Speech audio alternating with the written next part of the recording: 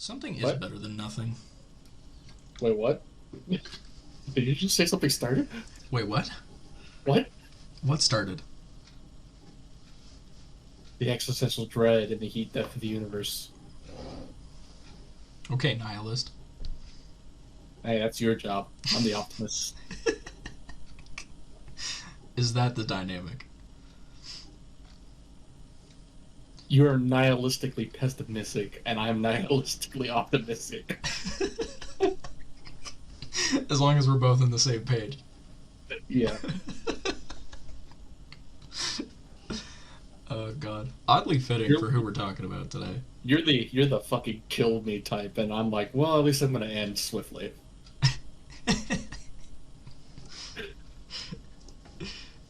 Fucking, what's that Matthew Lillard clip from Scooby-Doo? Where he's like, we're gonna die, and Daphne's like, think positive, and he's like, we're gonna die quickly.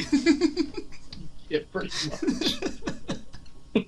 Matthew Lillard is a fucking treasure, dude. Absolute fucking legend. He gave us live action Shaggy. He's the current voice of Shaggy. He's got all these legendary performances across the board. Like, let's go, you know? Let's give it to him. An official major ego round of applause. I'm not clapping for that. You're not clapping for Matthew Lillard? You fucking No, heathen. because my chair is broken and it's a constant balancing act over here. Why don't you just get a new chair, bro? I am broke. Damn. Well, welcome to Nonstop Debate, everybody, where we are constantly balancing between being on task and random side tangents. Right? Pretty much the entirety of the show. I think we talk about random shit more than we do the actual characters. Speaking of random bullshit, did you know that there's a certain amount of potassium in bananas that if you eat 20,000 of them in 10 minutes, you will die of radiation poisoning? I think everyone knows that because that little Unless you- tidbit is both ridiculous and impossible. Like, no one is eating that many bananas that quickly. Yes, the radiation will kill you. Yeah, I feel like if you ate 10,000 of anything in 10 minutes, you'd fucking pop like a balloon. 10,000 grains of rice. Nah, you know what? I'm gonna go out with the hot take. I'm gonna say that would still kill you. Mm. Yep. You heard it here first. Good luck trying to cancel me on Twitter, bitch. Okay, we're gonna open up Google real quick. How many grains of rice? Are we in a- really starting the show doing that? We're not starting the show doing this. How many grains of rice will be in a normal world? There's around 5,000 to 10,000. Suck a dick. Bro, you die from eating one bowl of rice. It happens all the time. I know. Unfortunately, I'm immortal, but that really shitty immortality where you feel all your deaths. Okay. We're talking about Mikan Tsumiki today, who definitely felt her death and then didn't die. I'm pretty sure she... I guess if they only lived in the anime, is it canon?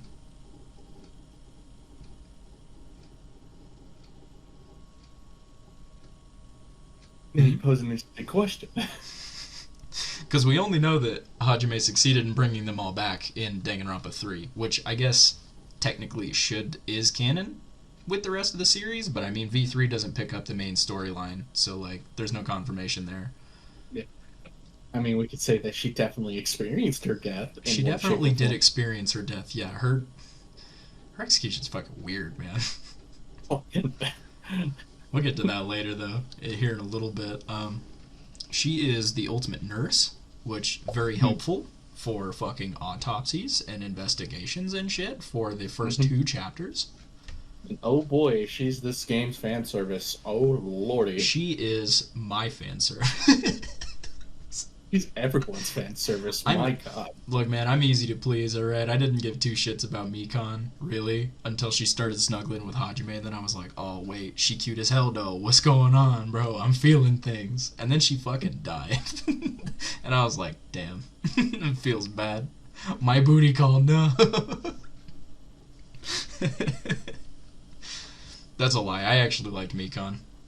Yeah. I just liked her a whole lot more when she started snuggling with me. Wandering into my fucking room because Ibuki broke my door lock. Dylan's afflicted with the horny. Bro, I've always been afflicted with the horny. That's my curse. You're married, Dylan. Yeah. Your point? I don't know. I didn't think the argument was going to get this far. Christ.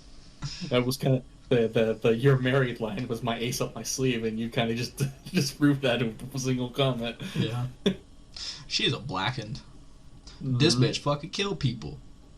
Justifiably, in one case. She applied the law of equivalent exchange. She took someone we loved in order to kill someone we hated. Mm-hmm. And I will always appreciate her for making the hard decision. It's that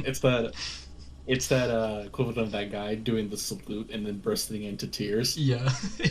It's literally the Thanos meme that you said in the last episode with Ibuki. Or not Ibuki, fucking Hiyoko. Yeah. Where you're like, did it work? Yes. Yeah. Hiyoko dead. What did it cost? Ibuki dead? Yeah. Everything. Instead of Thanos, it's Mikan. Yeah. Right.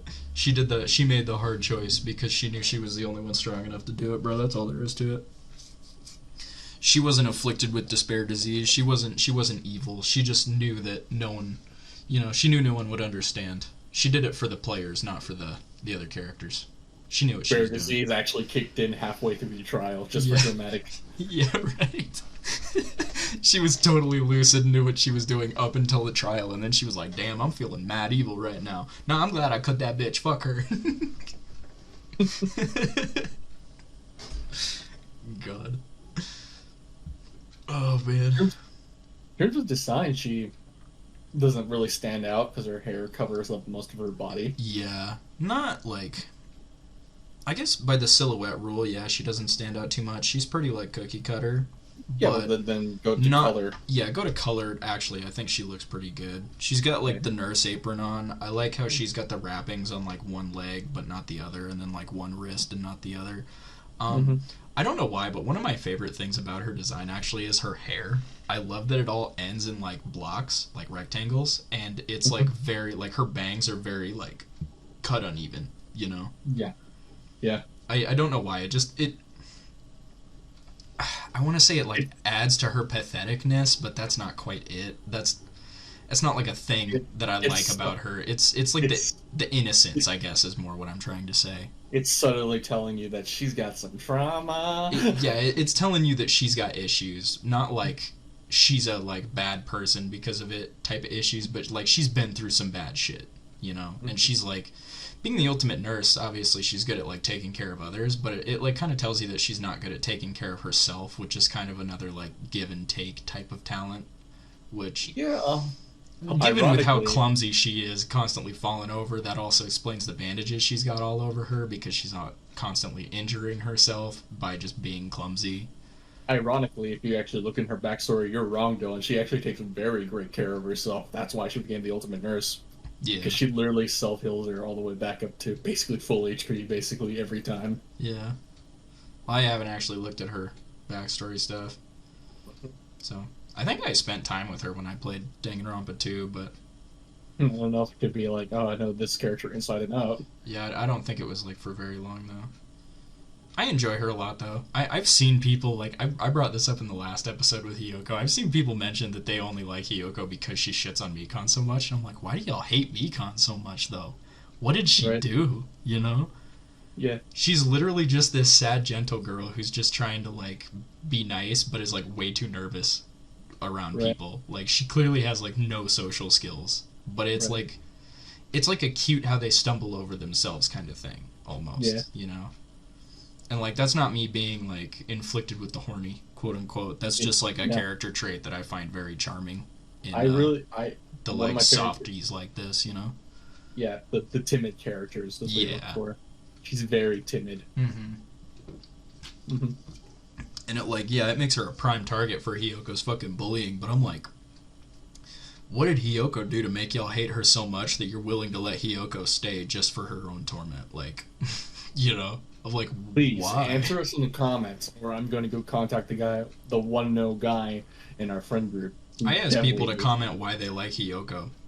There's got to be people out there who actually like her for any reason. Like, give me a reason why you think she's a good character, and not just like mean for no reason. Yeah, Yeah, like give us a genuine reason. Genuine yeah, reason. I'm not saying that to like fucking piss people off or like start arguments or anything. I'm legitimately curious to know what people like about her because I can't think of anything that people would like about her. I will. I will fucking throw people. I will throw down. Jared likes to argue. I'm just legitimately curious. I just want to know more about like any appeal people might have for her. Maybe people just like Mean Girls. But I mean that doesn't do anything for me either because like she looks like a fucking child. Mew. Yeah, Miyu's a mean girl, and she's hot as fuck. And she's a great character.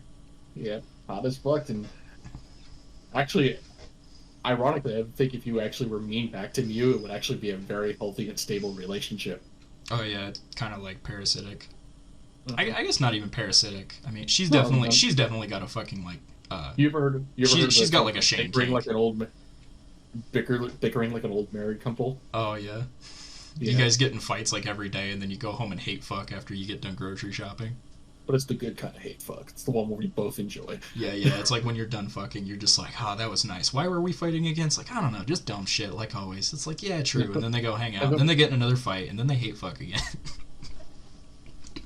Yeah, pretty much. It's just an endless cycle. God. But yeah, I actually really enjoyed Mikan. I mean, obviously she doesn't get a ton of development compared to like some other characters either. But I mean, we were talking about it before we started recording. I think for one, all details of the like actual like murder aside, she's a great pick for a Blackened because she's not someone you're gonna immediately point to and go, oh, right. She did it. Because you get evidence all throughout the game when she's normal that it's like she's clumsy. She's not that smart. She's very nice. She's way too timid, not methodical or like plotting enough to pull something like this off. So when it turns out to be her, it's like, whoa, it's a good twist. It's just the rest of the trial that's not that great because it's very complicated and very tight. And they had to use a bullshit motive, the worst motive in the entire franchise. Yeah, the fucking despair disease. Oh, it's God. Whatever. But I think she's a great pick for Blackened. Yeah, the plot is pretty bad for this whole chapter. I will agree with that. Literally breaking at the seams. Yeah, it's not good. But it's good stuff, I'm totally okay with it. Up until like I think I even said in the last few episodes, like the details of the murder is like they're tight. I could see why people have problems with it. I think it's possible, but it's like just barely. And this is going on the assumption that, like, Mikan isn't, like, clumsy and shit when she's despaired. She seems much more, like, methodical and plotting. Like, she definitely seems like she'd be able to pull it off. And because most people think that she's, like, this timid little scaredy cat who's, like, super clumsy, she gets, like, underestimated when she's despaired, which I think is probably her biggest strength as a Blackened. Right. But I will say this, though. When her revealing that she was, like, a remnant of despair, and this was literally pointing. It was this chapter that literally was with Mikan like breaking down. I'm like, oh, I see where the plot is going now, and that's why I was like, I was caught on very quick. Her fucking sprite where she has the darkened face and she's like, oh no, I guess I've finally been found out or something like that. Like that shit is cool. I love scary little moments like that. That heel turn is fucking phenomenal. Yeah, oh my it's God. a good change in tone because you're just like having that conversation, and then that's when the music like stops and a different like track kicks in. Her sprite changes to one you've never seen before, and it's a dark face, so you're like, oh, some shit's getting sinister in here, and I don't like it. And then she starts screaming and yelling at you, and you're like, oh God. Yeah.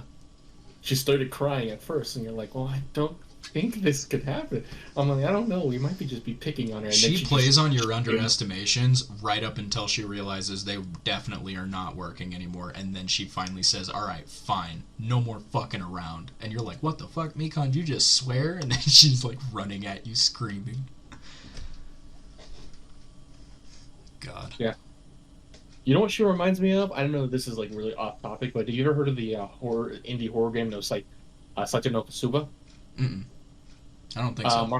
Markiplier played it a couple days ago. Oh, was it that fucking like yandere girl? The pink yes. hair? Yeah. Exact same like tone and feeling you get.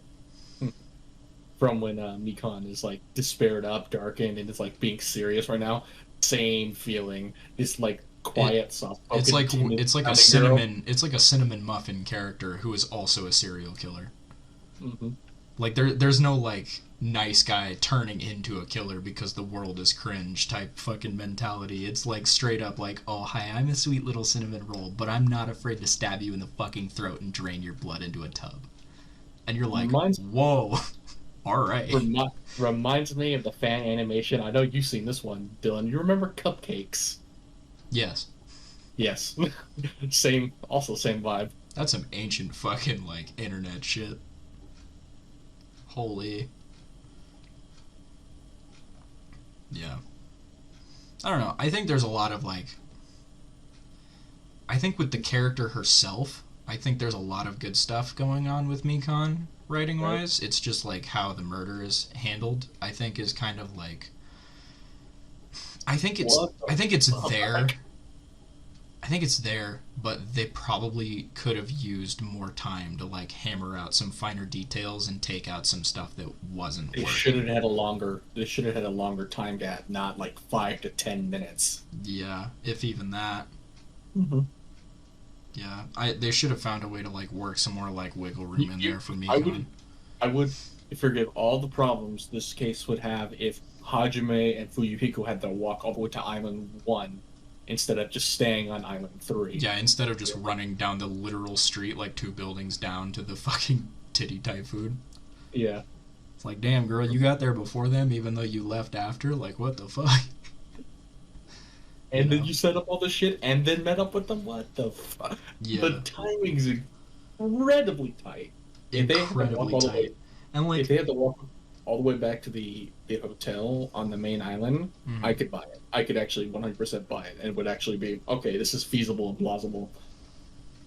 Not when it's like a 5-minute walk. Holy shit. Yeah. It's like, I think I said this in one of the last 2 episodes too, is like, I think it would be even easier for people to be on board with it if it wasn't Mikan. Because there's already the disconnect with, like, how the fuck did she, of all people, pull this off? You know? And because then we could do something like, okay, now if this was what if this was Akane? Akane could definitely pull this off easily. Akane could maybe pull it off, but she's not that smart. Mm-hmm. Mikan's not that smart either, but there's the whole despair angle that you don't know about, and this is like the grand reveal of the like ultimate despair. And the entire plot, and the entire like main part of the plot. Yeah, this is like your first big clue that you guys are the ultimate despairs. But like Mikan is also been already established as being like super clumsy and shit, mm-hmm. and it's like there's already that huge disconnect there because people are gonna be like, yeah, she did all this in that amount of time without fucking tripping all over herself. Really? Really? It makes it hard for fans to be on board. Like that's why I'm saying you either like. You could have just made it someone else be the killer, or just give Mikan a little bit more time. That's literally all you really need to do, honestly. God forbid you look back to Danganronpa, you watch Danganronpa 3, and you come back to Danganronpa 2, and you're like, there's no fucking way. Even in Danganronpa 3, when she gets despaired, she's the one who, like, tricks Chiaki into falling into Junko's trap. She's the one who basically kills Chiaki after. Because she, like... Mikan's like the first person out of the class to get turned into a despair by Junko, and she like goes in as like a sleeper agent basically, and she gets alone with Chiaki, and when she gets the moment, she pushes Chiaki like through a doorway that puts her into Junko's trap room, which is where she fucking dies. Right. And it's very like it's like so different. It's perfectly in line with like how we've seen her as a despair, where she's much more like calculating and like not clumsy at all, not falling all over herself, which is, it's not like a detail for Despair Mikan that's ever really established or mentioned, is that she just loses that clumsiness. It's just kind of something that goes away when she's despaired, so, I mean, I don't fucking know. But that's just using the anime as an example.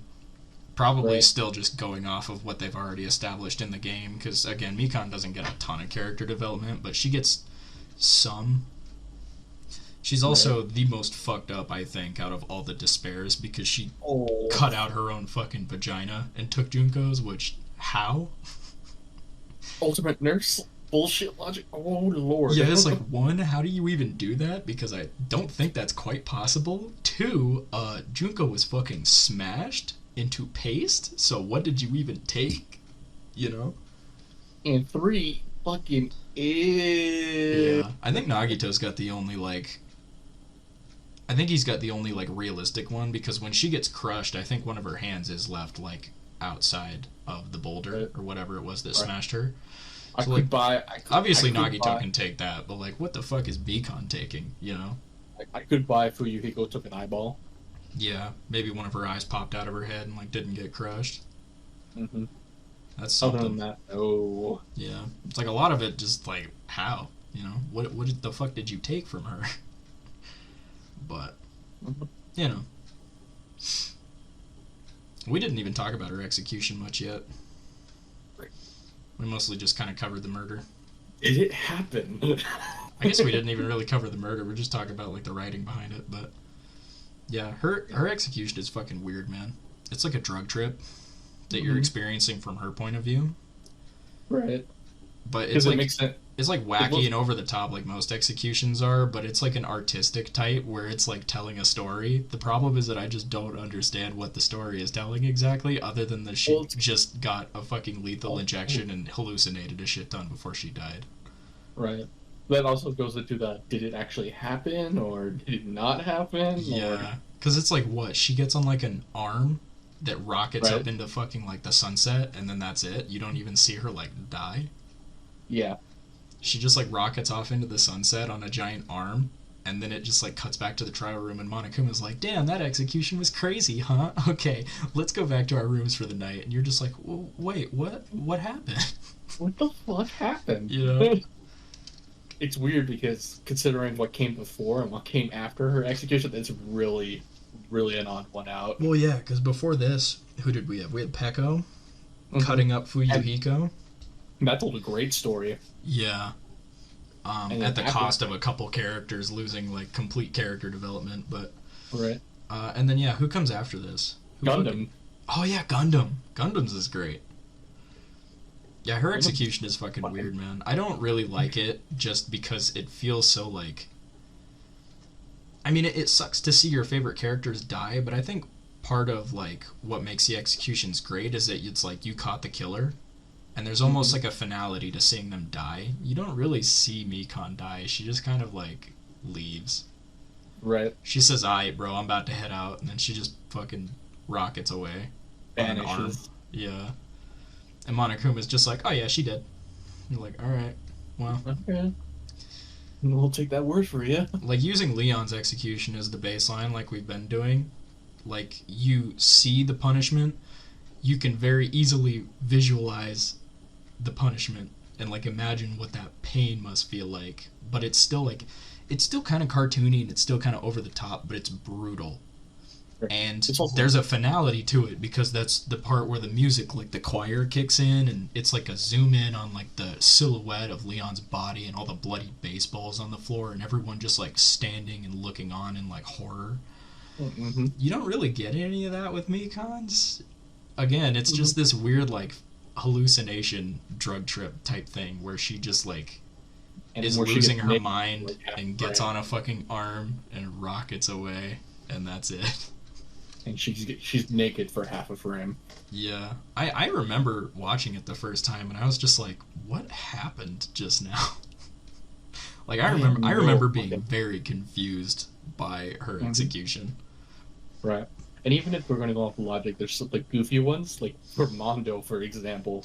And then she could still buy. I'm like, okay, Mondo's is like, yeah, it's like Mondo's I can understand even because he goes so fast in that motorcycle cage, and you could see that it's definitely having a physical effect on him, and like that one just gets ruined for me because it's like all of a sudden he's butter, like actual butter, not like a metaphor, like a literal butter.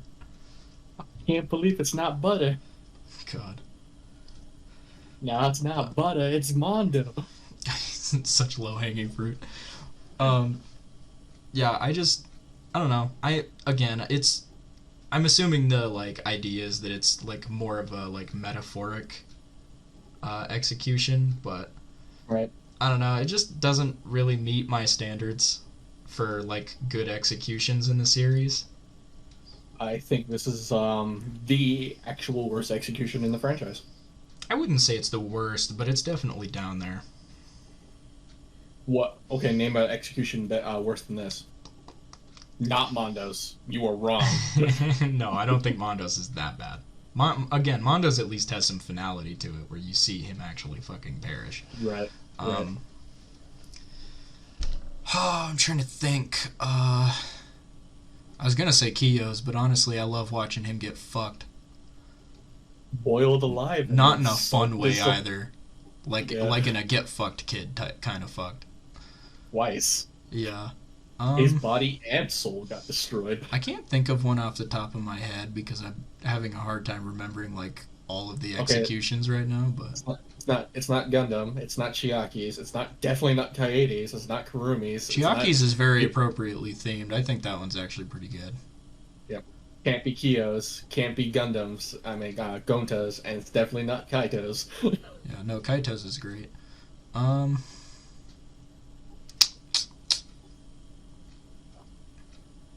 I mean, I guess you can argue Junko's. Yeah, I would say Junko's is probably down there too. Right. Because I mean, you know what? Actually, yeah, I would say Junko's is worse. Because Mikan's at least is like something unique and memorable, even if it doesn't like fit the normal standards that I like in the executions. Junko's is literally just every execution I've seen already, but again.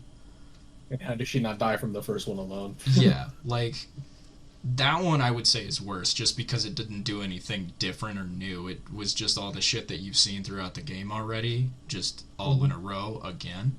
Like if I could just do that if I went onto YouTube and looked up all executions Danganronpa 1. You know? Right. It's literally the same thing. Mikan's at least is like different. I may not agree with it, but they tried to do something like different with it, and I can appreciate that at least. Mm-hmm.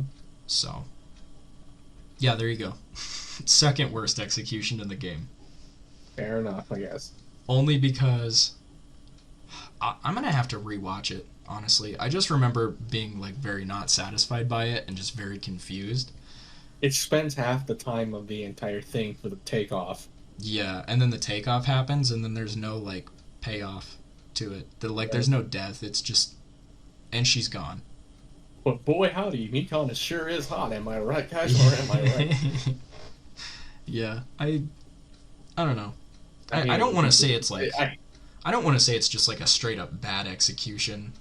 Because like I said, I feel like they just tried to go in a more artistic direction. I just don't think it's like up to our standards of the other executions. Like, when I say worse, I still give it a 5 out of 10. Yeah, like it's still solid. I don't actively despise one. I just say worse. I mean, it's literally out of all the executions, it's literally the bottom. It's not as good as some of the other ones because it's missing a lot of elements that we like about it. Yeah, still give it a 5 out of 10. Yeah, for sure. Like Terror Terrorist, I give a negative 7 out of 10 because it's fucking great. It's funny. It's really fucking cartoony. It's some dumb cartoony nonsense. And I love it. Yeah. God. Alright. Are you ready for Ego Theater? Oh, yes. Oh, I can't wait. He was telling me for like 10, 15 minutes before we started recording that he has a great topic tonight, so we'll see you guys in a minute.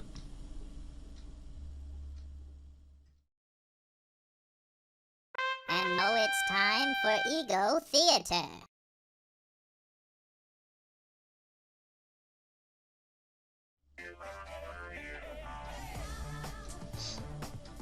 All right.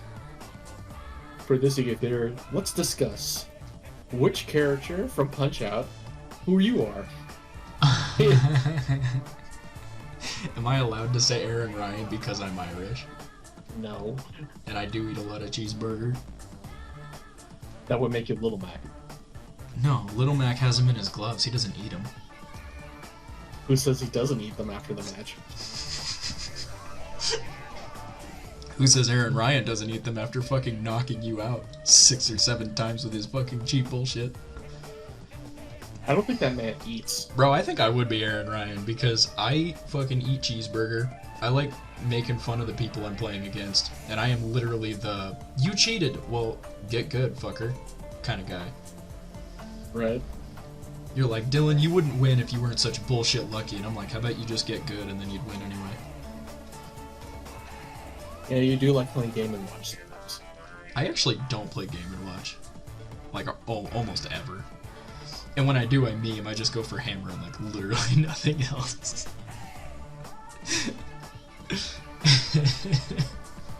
Well, it was more like, I was gonna say, like, because for you and me, it's kind of like a little bit obvious. Like, who we would pick. I would probably pick Soda Pumpkinski because of how much Mountain Dew I drink. Fucking soda. I drink a lot of Mountain Dew also. You drink them by the liters. I don't drink them by the liters. I drink them by the cans and the bottles. Okay, you don't drink as much as I do then. Yeah, that's fair. I mean, that's not good for you either, to just be drinking them by the liter anyway. Don't worry, I drink like 5 gallons of water too. Oh, yeah, sure, then it evens out. Sorry. You fucking dumbass. But I was gonna say, let's go down like all of our friends' lists and see who they'd be. Obviously, Dustin's Bald Bull.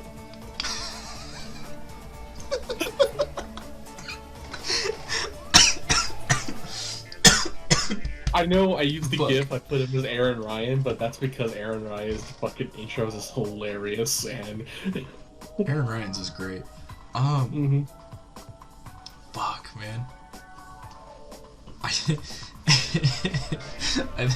I was literally like, well, if I'm Aaron Ryan, and you're Soda Popinski, then who the fuck would Dustin be? And like the second you said Bald Bull, I was like, oh fuck, that's perfect. Do you not remember his intro to the fight where he's just hitting his head? He's just hitting his head against the fucking post, making growl noises and nothing else. Yeah. Oh god. I picture, do you think if we met Dustin IRL, he'd do like the bull charge at us? Oh, definitely. He'd be like, you fuckers picked on me for the last goddamn time, and then he just starts and like raking his foot in the dirt. Yeah. And then we punch him once in the stomach and he goes down like a bitch. He goes down like fucking Jeremy and Smiling Friends, dude. Just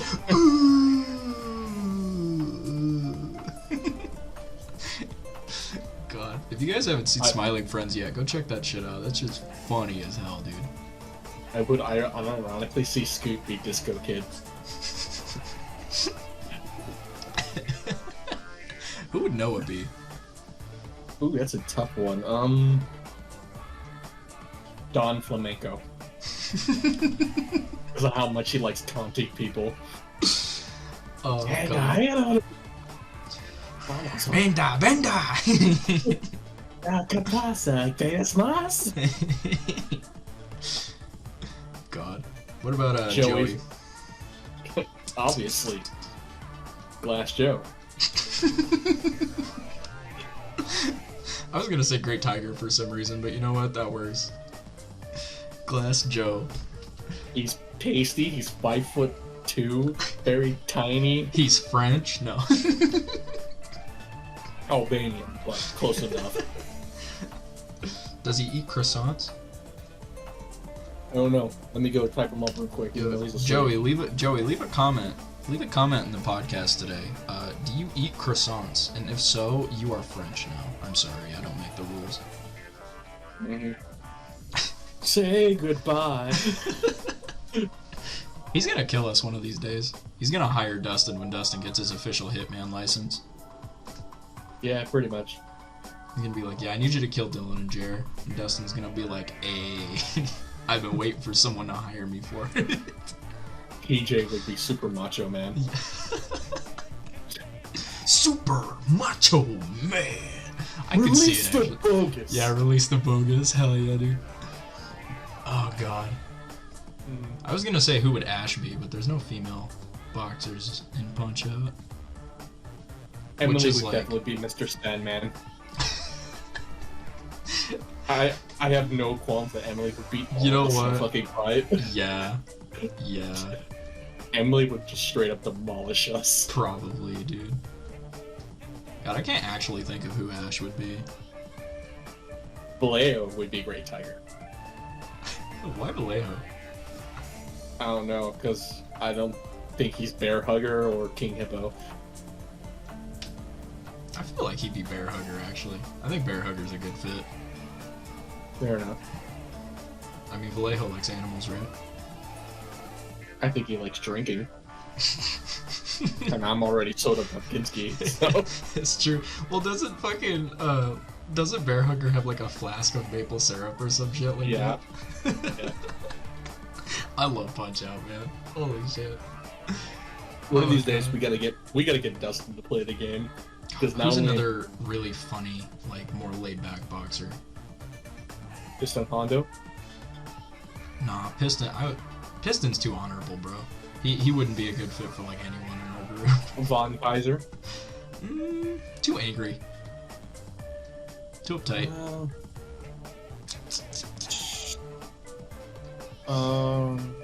Great Tiger. Who else is underneath Sandman and Macho Man? Bald Bull, Aaron Wright, and so would Popinski. Oh, right. Well, fuck. I can't think of anyone who'd be a good fit for Ash. Oh well.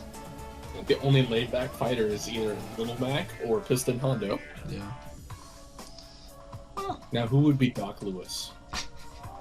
I'll give Piston to Ash, man. I think she'd be honorable enough.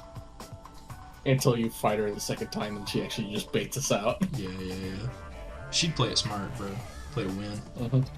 Gamer rules. Can't trust him. Huh? Once you find them, you can't trust them, because they always stab you in the back. They've been playing this game longer than you have been born. Damn true. Are we forgetting anyone? Donkey Kong? No, I mean, are we forgetting anyone in our friend group? Donkey Kong. Yeah, Donkey Kong. It's us. We're the other members of the DK crew. Yeah, I'm secretly Chunky. And then there's Chunky. He's dead. He's dead. Doom DK. Chunky's dead. I'm not dead, I'm in hiding. There's a difference. Yeah, okay. Correct. Just like Yoshi, I'm wanted from the ire. I can't say that. For tax evasion. Tax evasion.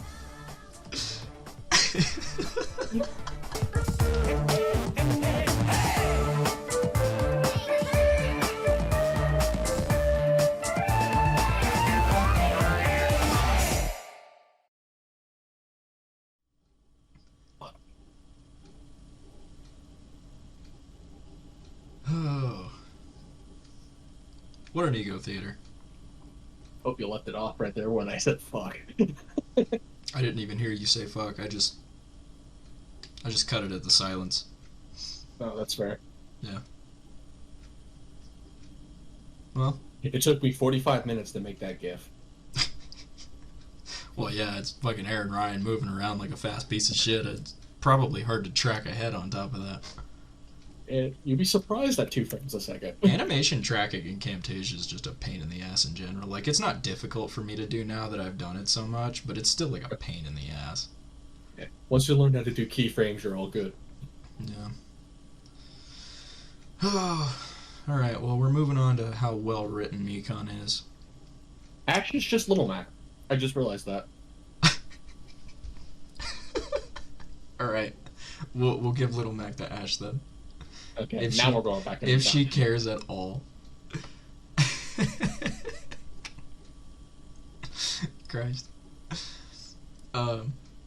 Mikan's kind of a mixed bag in how well she's written, and we talked about it quite a bit already, but it's like, her as a character is fine. She doesn't. I don't really have any problems with how she's written. Right. If I had to pick one, I'd say the whole clumsiness when despaired thing. Like, you gotta have some kind of, like, even if it's just like a small mention or something. Mm-hmm. You know, don't have it just be completely contextual. She just loses an entire element of her character when she's evil. They do have mention of it when they were doing the trial, but since she's the killer, you can't put the pin down on clumsiness when it's deliberately trying to throw off the trial. Well, yeah, but like that's all despair disease, though, right? She's saying like, oh, despair disease changes their personality. Right, yeah, but then when they were doing the trial and they were doing like the investigation, her whole thing when she had the despair disease was that she remembered everything. She got her memories back. She became despaired. That's not like the disease fucking with her personality. That's her becoming despaired. Right. So I feel like that's not enough of an explanation, considering that they're all ultimate despairs. They just don't have their memories. Well, no, I was trying to quell. There's gonna be an argument like, well, what about during the investigation? Oh, yeah, what about during the investigation? Yeah, no, it doesn't answer the question. She's the one who gives you that explanation in an attempt to like cover her ass, because she at that point is appearing to act totally normal. So like, yeah, and it's different for her. Like Nagito is like what? Instead of like lying, he's just like only telling the truth or some shit like that. No, he's always or is it? No, he's always lying. Everything he's saying is his opposite. Yeah. Yeah. I had it backwards. And then what? Ibuki's just like extremely what's the word? Gullible. Not gullible. You can tell her to do anything and she will just do it. Right. I don't remember what the word is off the top of my head. And Akane was just super depressed. Yeah, Akane just like, not that it fucking mattered. Like, I'll be honest, I did not even remember that she had the despair disease. Yeah, no, she was. I literally thought it was just Nagito and Ibuki. No, she was mega depressed. Oh, that's right, because it's right after fucking, what's his face? Holy shit, I'm having such brain farts tonight. Nekomara, thank you. It's like right after he, like, quote-unquote died the first time. And everyone thought she was just being sad, but no, it turns out she was, like, mega sad because she had the despair disease. The plot is warping around. The plot is breaking in my seams. Yeah, this fucking despair disease shit is dumb. We didn't talk about Ibuki's greatest jump scare. When you were just in the hospital and then all of a sudden you just see Ibuki in the hallway.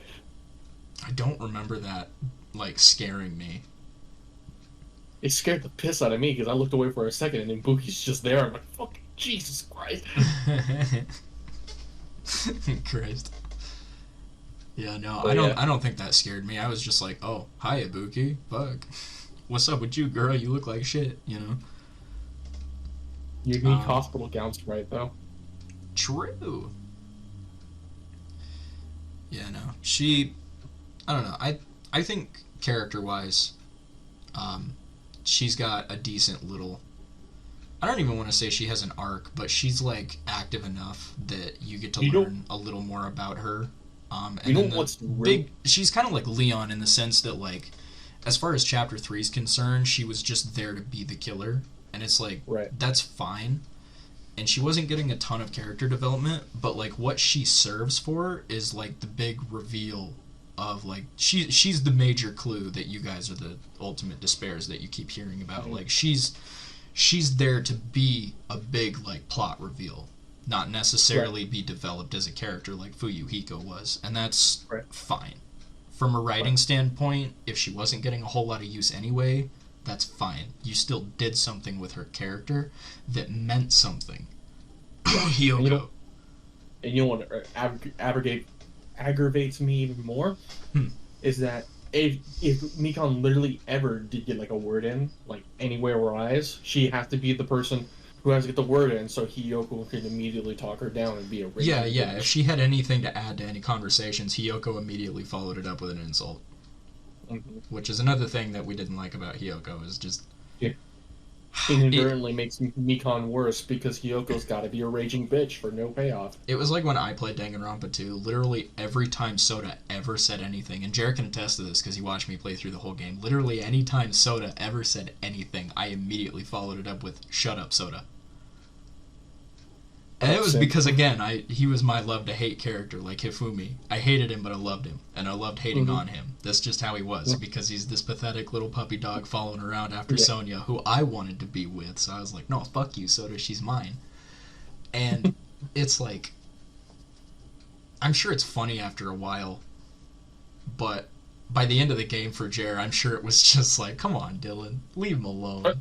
I really like Soda, man. Yeah, you were like that from the beginning, but that's because you like Soda. Yeah. But, like, my point still stands, is that, like... Hifumi was a different story. I was there with you. Everyone, well, I want to say, like, no one character really, like, bullied Hifumi directly. Mm-hmm. And it would have been different, but, like, Hiyoko does bully the other characters, but she has, like, a specific focus on Mikan, where it's like, if anyone else says anything directly to Hiyoko, Hiyoko will tell them to fuck off and eat shit and call them a dirty fucker. But if Mikan literally breathed, Hiyoko had to say some mean shit. Right. And it's like, that kind of just became her whole character, was Mikan's bully. Mm-hmm. And then most conversations, like, okay, we gotta wait for Hiyoko to get a word in, because Hiyoko's gotta get a word in to bully Mikan. Yep. Most of her dialogue, I think, just went to, like, bullying Mikan. And like we said in the last episode about Hiyoko, most of her character development went absolutely nowhere, because she has a chance for it with Mahiru, and then after Mahiru dies, who also got robbed of any real character development because of all the focus on Fuyuhiko, which I'm okay with Fuyuhiko. I just wish that there wasn't so much missing potential with Mahiru. They needed to do a balancing act, which thankfully they almost got everything right in V3. Almost, yeah. I think that... I don't remember where I was now. I lost my train of thought. You were talking about, God, now I lost my train of thought. Fuck. You were talking about Mahiru. Mahiru. Oh, right. Hiyoko goes, like, nowhere with her character. She has the chance to, and she still doesn't. And coupled with the fact that most of her dialogue is just her being mean to Mikan anyway, and that she's just a bitch for no real reason, is like... There's like nothing redeeming about Hiyoko, and I'll keep saying it. I'll keep saying it, because I don't like her character at all. Mm-hmm. At all. And then we have then we have Mikan, who tries to add to conversations, but then she has to save some dialogue for her to react to being bullied to Hiyoko. Yeah. Which cuts into her character. It's a waste of dialogue at that point. Like, after a little while, maybe like after chapter 2, you know, you can slow down on that, which I guess they kind of did, because they fucking killed both of them anyway, but... Right. I would say maybe after, like, chapter 2 onward, if you're gonna have more dynamics like that, have it, like, less. Like, once again, they got it absolutely right with Miu. They got it absolutely right with Miu. Yeah, with Miu, instead of cutting back on it, they went, like... they doubled down on it, and they extended it, the focus to, like, anyone. Like, everyone gets insulted by Miu. And, like, the few characters who do say shit back to her, she immediately backs down. Right. And a lot of the time, it was Kokichi who said some real mean shit, and she was immediately like, oh, fuck, like, I better not insult him again, holy, you know? Right. Like, it's... Still the biggest question mark. The biggest question mark moment was when she called Kaede flat-chested, and I'm like, what? Yeah, I was like, bro, she's got bigger boobs than you, chill. God. Yeah. Like I said earlier, comparing the two, Hiyoko serves like zero purpose in this game. You can literally, and there's other characters like this too, you can literally just take her out of Danganronpa 2 and nothing would really change, except you would lose one of the two murders here in chapter 3. So were you up to, like, what, 4 characters that we can name off the top of our head? If you take it out of Danganronpa 2, nothing would change? I think Akane, Nekomaru, Sonya, and Hiyoko. You could remove all 4 of these characters from Danganronpa 2 and the story would stay the same. Mm-hmm. You would lose literally nothing. Yeah. Because the Akane Nekomaru shit goes literally nowhere. Sonya adds almost nothing to the story. The only thing she really has that's, like, relevant is the Shining Justice bullshit with Peko, and that's just a huge waste of time. Mm-hmm. I mean, Peko and Fuyuhiko serve a purpose, and they have, like, actual character development here. Like, Peko is, like, designed to die to further another character's development, and that's fine. It happens in writing all the time. Fuyuhiko gets a huge helping of character development at the cost of other characters, but that's still fine, because there's something going on with him. Nothing happens with Hiyoko, nothing happens with Akane or Nekomaru that matters, nothing happens with Sonya. I can already hear the people who are the big Sonya fans going to come up to me like, but what about Tsumugi? She does nothing. I'm like, but listen here. Tsumugi is the mastermind, and being boring as fuck throughout the whole game is her whole idea. Yeah. That is her There is and a it purpose works. behind her being designed that way, and there is purpose behind her being that way as a character. And it worked because you have like that moment of aha. Yeah, you figured it out. It's the big 5. reveal, whether you figure it out first or you figure it out live in the trial with everyone else. Like, it's a bit like, oh, it makes sense. Yeah. Name me any moment like that makes sense with any of the 4 characters that we mentioned from this game. Not to mention, Tsumugi was always try to derail the conversation to steer it into the wrong direction. Mm-hmm. Once you realize she's the mastermind, then you rewatch it back. You can rewatch all of V3 knowing Tsumugi's the mastermind, and you can pick out all the details and every little thing she says where it's like, oh, she's trying to steer them off. Yeah, she's trying to completely get them all wrong. She is a good fucking master. She's the only good mastermind in the series, honestly. Bar none. Yeah, hands down. I know Junko's like the fucking bar, but I only say she's the bar really because she's the first mastermind. There's almost really not a mastermind in Danganronpa 2. It's just Junko again, but for dumb reasons. Tsumugi is her own mastermind. Yes, she's kind of modeling after Junko, but she's still her own character with her own style and her own way of running the show. Right. And she has a lot of great details that you don't pick up on until you go back through the game again. And I really appreciated a lot of it. Yeah. So when you have a character that does absolutely nothing like that, there's got to be some attempt where you could rewatch it and you actually be like, oh, I see what they're doing here. Literally, if you take those 4 characters out in Danganronpa 2, nothing will change. They attempt development with Akane and Nekomaru, and we'll probably get more into it in their episodes later. Mm-hmm. But their whole arc with each other goes literally nowhere. Sonya, past the Shining Justice thing, never adds anything to the trials. She's just there to be there. Mm-hmm. And Hiyoko is just, we talked about her, right? She's just a bitch for no reason. And Mario, she donates nothing to the story. And Mahiru is just literally a plot device for Fuyuhiko. That's it. Mahiru had a lot of potential. She has a good foundation as a character, but she doesn't get anything past that because most of her development gets eaten up by Fuyuhiko. She's a great plot device, terrible character. Yeah. I wouldn't even say terrible. I think she's good for like mishandled. I think is a better way to put it. I always kind of laughed when Joey played through. Leon is a plot device. Leon is a definite plot device. Yeah. Plot device character. When we watched Joey play through Danganronpa 2 and he cried over Mahiru dying, he was so mad because he was like, dude, there was like, it's wasted potential. They wasted so much here. And I was just kind of laughing because I was like, bro, what are you talking about? It's just Mahiru. But then I started like looking back at it as he played through and I was like, damn, there was a lot of cool shit they could have done with her though.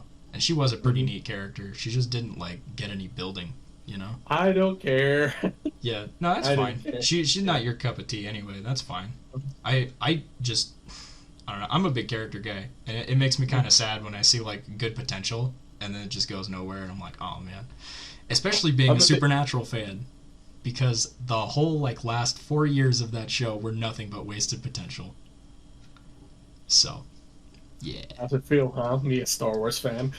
Yeah, I'm sure Star Wars has the issue too. I can give you a lot of specific examples, Jer. So like, quick tangent. In our group chat that we have with the boys, like a week or 2 ago, I went on a huge rant that lasted like an hour about Supernatural because Jer got me started on Supernatural and like horror movies and shit.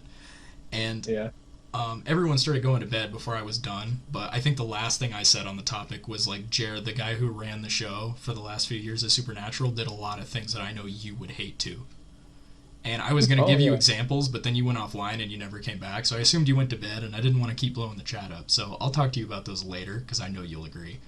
But I don't want to get into it here. They're good examples to compare to this, but I don't want to get into it on the podcast. So next off topic. Oh yeah, there we go. It'd be a good subject for an off topic actually, because there's a lot of writing mistakes and like problems that we could cover that bother me to no end. Right. But yeah. To get back on topic, Mikan, like I said, she serves a purpose. Mm-hmm. And for plot reasons, whether you hate the murder, hate the character, whatever, she does something very important to the story. She is a big reveal. She's your first major clue about like the big twist at the end of the game. I mean, yeah, she's useful enough. She doesn't really add much, especially because she's always getting, like, bogged down by Hiyoko. But Right. as a Blackened, she is your big twist reveal that Just- you guys are all the ultimate despairs. Just too bad fucking Case 3 is the worst Case 3. The fucking thing sucks! Yeah, it's... God, it's got so many problems with the timing and shit. Timing, the We haven't even emotive. really gone into the actual, like, murder and, like, how it was Yeah. carried out. I think we've gone into it enough over the last few episodes, but it's just... Yeah. She has to For- run from one place to another that you guys can easily beat her to, and she leaves after you, but somehow gets there before you, does like 9 fucking things to stop you from getting inside, and then manages to still leave without you finding your way in to catch her. Right. And this is Miss And- trips over literally nothing and falls into like ridiculously And sexy wasn't poses. spotted by Fuyuhiko. And wasn't spotted by Fuyuhiko on her way out. She, even though you guys left before her to get there, you did not see her beat you there, and you did not see her sneak in, and you did not see her sneak out after you got there. And that she did this all within like a span of 5 to 10 minutes. Yeah, and I get the whole like Fucking- she stuck the door closed with like some goop to keep you guys from opening it, and I get that was supposed to give her time to escape, but like that still doesn't explain how she got there before you, and how she had time to do like 3 other things before you even got inside. Right. So it's like, the timing is like super tight. And again, it's like if anyone besides Mikan did it, I could see it. But it wasn't anyone Never- besides Mikan, it was Mikan. Yo, what if Nekomaru did it all along? Ooh. Yo! No, because That remember, would've been- that Monokuma would've- would still know. So if it was Nekomaru and you all voted Mikan, like, I know, but that would have been a pretty pog twist. oh yeah, it could have been. It would have been something interesting that he did, instead of just being Mr. Funny has to shit. But he has to shit, turns into a robot, cries out orange juice. I mean, don't get me wrong, I love Nekomaru, but he adds like nothing to the story. He actually makes me kind of mad because he keeps dying and coming back, and I know that's really funny from a Supernatural fan to hear, but there is actually like usually a point to Sam and Dean dying and coming back. It's story related, it fits into the world and the writing, it always makes sense. I don't think it's usually overdone until near the end of the show when it's like literally another fucking Tuesday for them. Nekomaru is literally that meme of like, did that kill you? Sadly, yes, but I lived. Yeah. Yeah, literally though.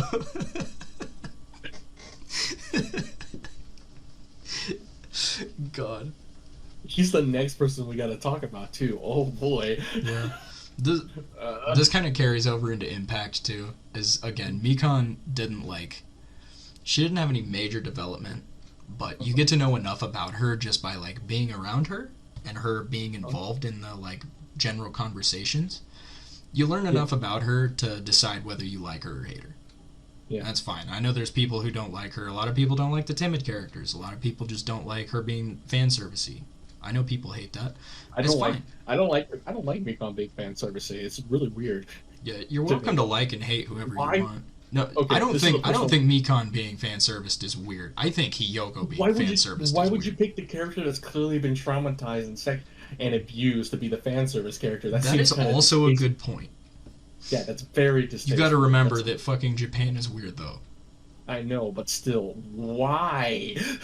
Yeah. And I'm not saying The Hiyoko one- was fan serviced. I'm just saying I think that is way weirder because she's literally the size and shape of a fucking child. I mean, that could But also she gets fall her down to the growth local- spurt. Yeah, well, we don't see her growth spurt in the fucking game. It makes no and you sense. go, It's fuck, dumb. And right off. Yeah. Ironically, Hyoko's the one with this, like the shower scene. It's ugh. Yeah. No thanks. No thanks. Shit's weird. Don't like it. Shit's weird. Even with her like hashtag glow up, I don't really think she's that appealing as a character. No. If anything, I think she gets more boring in terms of design because her hair changes to a more like traditional look, and now she's shaped more like the other girls. So, if anything, she loses design style Right. when she She's no grows longer- up. She's no longer a munchkin. Yeah, and she definitely doesn't gain any character because she's still just a bitch. So, her time in Danganronpa 2 did not actually, humble her at all, as far as I remember. Sure, nothing like I'm pretty sure if I remember correctly, in Danganronpa 3, they literally show up to save the day Yeah. Nagito creams his jeans over seeing Makoto. And then fucking, I think it's Nekomaru just, like, walks over and, like, picks Nagito up before he's even done, like, talking to Makoto and just, like, carries him away. Yeah. It's fucking good. Like, I like Danganronpa 3, and we will probably cover it on the podcast at some point. I mean, hell, whenever I get to watching it. Yeah, we'll probably do it after V3, honestly, since it's technically, like, canonical to the rest of the series. But, that's going to be a lot of shit to cover, because we got 2 different arcs to go over. So. Right. Well, we can wrap up, like, one arc in one episode, and then we Or we could do it the way, because the way you're supposed to watch Danganronpa 3 is that you're supposed to watch 1 episode per arc back and forth.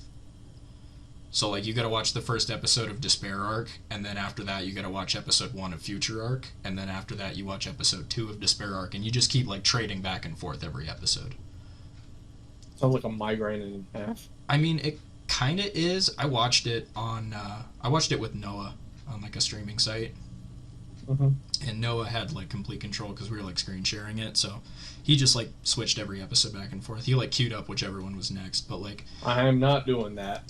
When I'm watching them, I am not doing that. Jer, you have to, is the thing. Because if you watch them one arc entirely before you go to the other, it literally has, like, outside story beats with, like, other characters happening, like, in that canonic order. So, like, if it's like the second episode of Despair Arc, because Despair Arc happens in the past, before Danganronpa 2, and Future Arc happens just after Danganronpa 2. So, like, watching clips from Despair Arc has, like, foreshadowing clips with, like, Junko and other characters that's, like, talking about what happened, like, already in the, like, present and the future, and they're, like, rewatching what happened in the past. So it's like, if you actually watch it, like, one arc at a time, it'll actually be confusing and out of order. Fuck that. Not written by Kodaka. He could go get banned. Is it not written by Kodaka? No, it's not written by Kodaka. Oh, it's weird. I will say, only the video game. I think you should watch it in the correct order, because I think it was really good. I actually really liked Danganronpa 3. I would say it's got just as many problems as the games do, but it was definitely enjoyable. I liked it. Fuck that. After V3, we just gotta go play 999. Well, we've got, like, Danganronpas and shit we can cover. That's true, too. If any of them would ever fucking release. Looking at you, Shattered Hope. I haven't seen the fucking trial stuff come out, like, in forever. I know that shit probably takes a lot of work, especially since the trials are usually quite long and a lot harder to break up into episodes, but, like, fuck, man, it's been forever. It's been forever since that batch was fucking, like... Because they released a bunch of episodes, and then they were like, oh yeah, we're going to go on break to finish up the next batch for the trial, and then we'll be back with the whole trial broken up into, like, 5 videos. And I was like, oh, pog. And that was, like, 5 or 6 months ago. It's been a while. So, but, yeah, I don't know. We got plenty of stuff to cover that we could look at, so.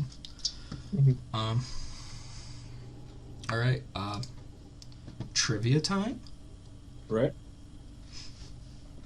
Her first name, Mikan, means mandarin, as in the type of orange, while her last name, Tsumiki, means sin tree. Why is none of her color palette revolved around the color orange? True. That's a good point. Her last name could reference how she killed out of the despair Junko had planted inside her. I mean, I guess if that's what you want to call it, she literally just made her watch a hypnotizing video. That's literally all she did to turn these people into despair. She just made them watch videos. You know, that's still the most outlandish thing for me. Yeah. It's like, that's how you... Well, it's like she meets the ultimate animator in Danganronpa 3, and he's just like, oh yeah, there's like these subtle, like, almost hypnotizing, like, hints just in the artwork alone that just makes you feel emotional, and that's why I love animating and making, like, short films and stuff, is because, like, the good films, like, he's using, like, the equivalent of, like, Studio Ghibli in their universe as an example when he's talking to her. He's like, that's why I love making movies, is because, like, Ghibli films are just fucking, they're just so good. And Junko's like, interesting, so you're saying that they're, like, hypnotizing? Brainwash. Yeah. They're like... She's like, so you're saying that you can, like, brainwash people with animation this good? And he's like, orange. He's like, yeah, I guess, yeah, probably. And she's like, puts an arm around him. She's like, you know, I think you and I are going to be good friends. And that's literally how it happens. Like, I was like, damn, I thought there was a lot more, like, trauma related to this shit. She literally just brainwashed people. That's crazy. Yeah. It's also somewhat possible that Mikan's last name is meant to reflect her similarity to the biblical Eve, who has committed a sin related to a tree due to an innate human desire to try and do what is forbidden. Similarly, Mikan has committed double murder due to a desire, her presumably romantic attraction to Junko and wish to please her. She is also similar to Eve through the concept of not being forgiven for her actions. I feel like this is a little bit of a stretch, but that's sure. Christian here, by the way, who grew up in a Christian household. Yeah. What the fuck are you smoking? Yeah, I mean, I can see the similarities. I think it's a little bit of a stretch, but I mean, it's still interesting. That's just a sub point on her name. That's not even like a full trivia point. So that's a reach. That's a big reach. Oh, this is another one of those talent names. This is fun, dude. Her title in the official English translation is Ultimate Nurse, but Mikan's original title is Super High School Level Health Committee Member. Hell yeah, brother. It was like 14 more syllables than she needed. The Health Committee, or Health and Hygiene Committee, is a common student committee in Japanese high schools with the duty of preparing and administering first aid during school events, monitoring the school state of sanitation, and promoting health-preserving behavior. Man, why are you so fucking weird? And then there is a subpoint on that. One of Mikan's free time events implies that she is qualified to administer vaccines like a nurse and unlike a health committee member, meaning that her circumstances as a health committee member are special. I blame COVID on Mikan. Yeah. She's not doing her job, bro. She's out here killing teens instead. Now, give me justifiable grounds to bully Mikan. I can get on this bully train now. Oh, see, like this one. This is fun. Mikan's birthday is May 12th, which coincides with International Nurses Day. I like that. That's simple, fun little pieces of trivia. Yeah. That's actual trivia. Yeah. That's actually very fun trivia. I did not know that. I know all the Danganronpa characters have birthdays, but knowing that hers coincides with literally her fucking talent, that's cool. That's fun. Mm-hmm. I like that.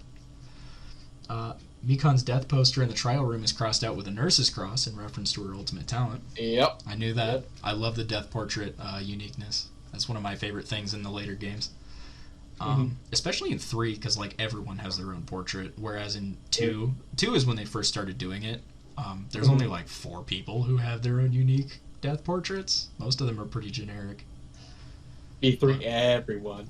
Almost everyone has one. I think Kaede and Rentaro are like 2 of like the only few who have a pretty generic one. Like the crosses are still different, but they're just generic crosses. So,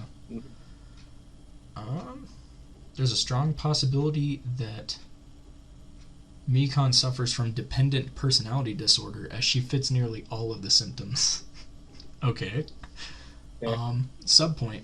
However, there is a chance Mikan also has social anxiety disorder because of stuttering in speech, nervousness in social interaction, fear of bothering, boring, or offending others, and she is easily upset.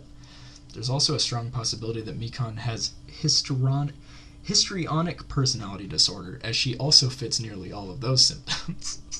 Damn, brother. The walking petri dish of mental. Yeah. I mean, honestly, I don't know what I expected. Yeah. Mikan is implied to be able to develop feelings for multiple genders. Yeah. I think this one is pretty obvious, actually. And then there's a big ol' fucking subpoint with a lot of dialogue quoted from her, so... after the class trial in Chapter 3 of Danganronpa 2, Mikan confesses that she committed murder for the sake of a gender-ambiguous person she called My Beloved, who is implied at the time and later revealed to be Junko Inoshima. Yeah, they had to be, because if they said she, it's literally like a big giveaway. Yeah, it's literally just like, oh, it's Junko. It's Junko. If they literally said she, it's like, oh, it's Junko. I mean, it's pretty obvious it was Junko anyway. It's like, bruh. Joey did not figure that out. Joey literally... Ultimate 5-head. That's an ultimate 5-head moment.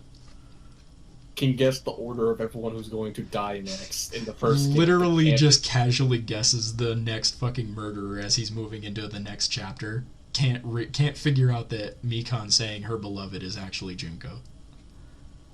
Definitely the ultimate 5-head. That's an ultimate 5-head moment. God. It's like Hiro's ability is only right 30% of the time. Dude, I literally, every time Joey started a new chapter, he's like, oh god, who's gonna fucking die this time? Mikan? And then I'd get into the private chat that he couldn't look at, and I'd be like, bro, he did it again. He just casually guessed the fucking Blackened again. He did that like every fucking chapter of every game. Right? But he can't figure out, like, motives. Yeah, the motives he's never fucking gets down. He always thought about it, like, way too hard. Yeah. He's like, bro, what if Mikan is fucking, like, robbing a bank? Like, what if she's got money stashed on the island and that's why she killed Hiyoko? And it's like, bro, what? No. The fuck you mean? It's like Joey, like, went to go in and he takes a big old, like, he used, like, this intelligence, like, okay, this is who the next person is, right on the spot. Then he grabs a big-ass doobie. That's why he's the ultimate five-head, though, dude, because it's like, but what if I'm right, though? You know? It's a but what if I'm right though kind of thing. God. During the course of Mikan's free time events, it's heavily implied she developed feelings for Hajime due to his friendship towards her. In her last event, she states she believes in Hajime's kindness with the reasoning, because you are the person who has forgiven me, which is the reason she gave for her feelings towards Junko.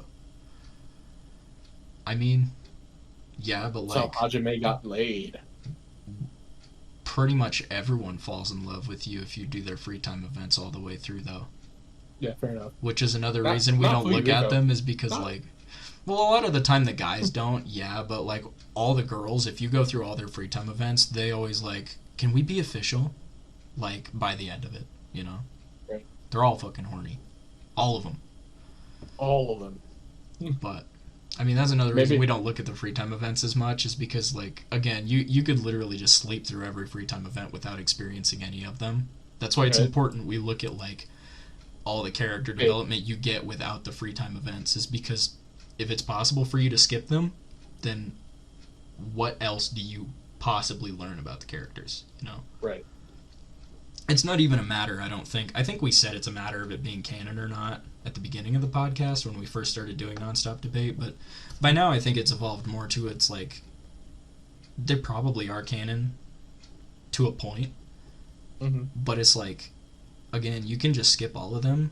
So like, I want to look at the stuff that's like you can't skip, you know? Do I think that Makoto, Hajime, and Shuichi end up with harems at the end of every single one of their games? Definitely, the answer is fucking definite no. Yeah. No. Yeah, no. Makoto definitely did not end Danganronpa 1 with every girl, including Kyoko, on his fucking dick by the end. Hajime did not happen. Hajime is a definite possibility, though. Yeah. Shuichi is no. Now, does it get a yaoi harem? Maybe. Shuichi fucking found love immediately in Kaede, and then she fucking died, and he went through the rest of it a fucking lonely Chad who was never going to look for love again. He's like, I found love, and I lost it, but I will always carry it with me. And then one other girl is just like, yo, Shuichi, you single? And he's like, silence thought, there's justice to be done. I've Danganronpas to end. Silence wench, I don't wish to be horny. I just want to be happy. God. Mikan makes a cameo appearance in Wow. Mikan makes a cameo appearance in Danganronpa Another Episode, Ultra Despair Girls, on a poster in the hospital in Chapter 1. We did not play Despair Girls, so... Yeah. Mikan's Japanese voice actress, I have no fucking idea how to say her name. It's just an A and an I. Is it just I? Yeah. Ai Kayano also voiced Kotomi Ikuda, who I'm assuming is an Ultra Despair Girls character. Or possibly from the anime. I don't know. In Island Mode, she mentions that she enjoys horror movies because of all the blood and helpless people. Literally grow off your own heart, Dylan. Yeah. Right on. She's literally my ideal waifu. Except for the whole, like, mental issues part, but, you know. No one's perfect. We were in slavery! Nothing is perfect. Every time I say no one or nothing is perfect, I always think of that fucking clip, dude. It's so funny. Oh, I thought this was all still trivia. This is just appearances in other media, like games that Danganronpa's crossed over and that Mikan's been a part of. Yeah. So. One job, Dylan. One job. Well, I mean, she still had a good chunk of trivia here. Even though most of it was just a fucking paragraph of dialogue quoted about Junko. God damn it. So yeah, that's Mikan Tsumiki, boys. Mm-hmm. It was a good time. What are your final thoughts here, Jer, on Miss Tsumiki? I give her being a rock solid character, making me hard after the second snuggle. Yeah, but like, how good do you think she is? What's your favorite thing about her? Head? Okay. I'm sorry. I had to jump on that opportunity. I think out of the three characters in this chapter that are like the main focuses, I think she is second best. Yeah, Ibuki's probably the best just because she's so iconic and fun. Mm-hmm. Mikan isn't bad. I Right. think she could have been better, especially without a certain little banana fucking gremlin harassing her every time she opened her mouth. Right. And like, I'm not gonna like bash the writers for that, because that's like, They were clearly testing the waters with 2. yeah. They were clearly testing the waters. And they improved in V3 like immensely. So I mean, this man. is, I feel like this is just a misstep because I don't think there's any charm to Hiyoko as a character. I just think she's annoying and she has no point in being here. Mikan has a purpose. Even if she's not outwardly involved with everything as much as some of the other characters are, she is still more important at the end of the day than people like Sonya and Hiyoko and Akane, because she actually served a story purpose. Same with Peko. Peko was around for 2 whole chapters, didn't do hardly any fucking thing, but she is important because she's a huge part of Fuyuhiko's character. Right. That's just how she's designed, and that's It's a fine. plot device. Yeah, Mikan was around for a while, and it had some memorable moments with her funny falling over and shit. Mhm. Like, she has memorable moments, at least, that, like, she has quite a few CG arts, actually, come to think of it. Well, yeah, one of them has to be literal evidence to case. Yeah, and the other one is just that, but again. Yeah. And then the third one is her snuggling with Hajime, which is always going to be one of my favorite things, because that was the moment I was like, oh. Damn, girl, you did. Yeah, I was like, damn, girl, how'd you get in here? I didn't know you felt like this. Let's go, dude. I was all about it. I was like, yo. If there Well, wasn't because a at that point situation- it was like, oh, free time events aren't canon because like the girls just immediately all hop on my dick when I max them out. But like Mikan was like canon. I was like, yo, dude, she's snuggling me. Let's go. Hajime got canon waifu material. Let's go. And then she was fucking murderer, and I was like, oh. I mean, I'm still down to like snuggle or something. Oh, you're getting all right. You're dead. All right, that's fine. You should have just came to my room and banged that night. Yeah, should have banged instead of snuggled. Mm-hmm. Then you wouldn't have died a virgin, you know? Just saying. What is wrong with us? We're fucking awful. Knowing Mikan's past, that was a low blow. That was poor taste. Oh yeah, that's right. I totally forget that she got fucking... God, I'm sorry. I forget about her backstory stuff a lot of the time. We don't talk about it, but then you take it in context with making jokes like that, and you're like, yeah, Dylan. Hey man, I said it. We're awful. All right. Yeah. No shame in it. That's like our whole channel You're thing awful. is that we're pieces of shit. You're awful for making that joke. You made the joke too. You're the one who made the joke first. I didn't do the virgin joke. Whatever. That's true. I'll take that. I'll hold that out. That's fine. Shut up, dude. We are so stupid. All right. What are you rating Mikan, Jer? 5. 5 out of 10. Mm-hmm.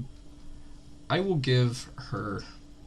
I know it seems like I'm always like going a little less hard on characters than you are, but I want to give her a 6 out of 10 just because her reveal that she represents as a character is like super important to the like main plot of Danganronpa 2.